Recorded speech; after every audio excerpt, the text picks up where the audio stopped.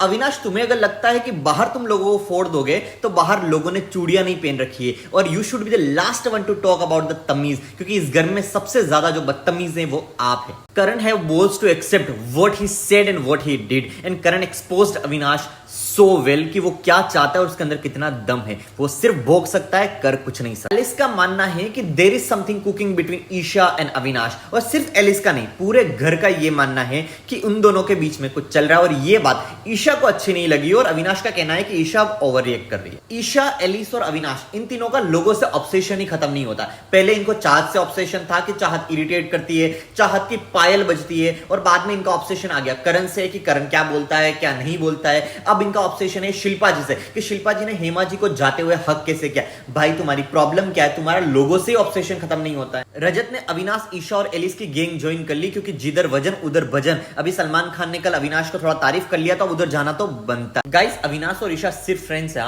ज्यादा मत सोच। अविनाश ने करण के साथ बदतमीजी शुरू करी निकल निकल करके, तो करण ने कहा कि पापा खा भी नहीं सकते क्या, क्योंकि करण जानता है बहुत अच्छे से कि अविनाश को कैसे हैंडल करना है और उसको मिरर में उसका असली चेहरा कैसे दिखाना है। यहाँ पे करण ने विवियन की हिपोक्रेसी तो बहुत अच्छे से एक्सपोज कर ली, क्योंकि विवियन का कहना है कि घर वालों को सबको खाना मिलना चाहिए और उसी टाइम बाकी घर वालों को बोलते आप कोई करण से खाना शेयर मत करना वरना अविनाश आपको खाना नहीं देगा, चाहे फिर करण भूखा ही क्यों ना रहे। क्योंकि करण जब अविनाश से खाना मांगने गया तो अविनाश ने मना कर दिया, और ये बात जब करण ने विवियन से बोली तो विवियन बोलता है तेरे मांगने का तरीका सही नहीं था, तो क्या भीख मांगे? और मांगने का तरीका क्या होता है? भाई दे दे, अगर देना है तेरी इच्छा है तो दे दे, नहीं देने की इच्छा है तो मत दे। ईशा और एलिस का ऑब्सेशन शिल्पा जी पे आकर भी नहीं रुका है, अब वो ऑब्सेस्ड है श्रुतिका से कि श्रुतिका कैसे बात कर रही है।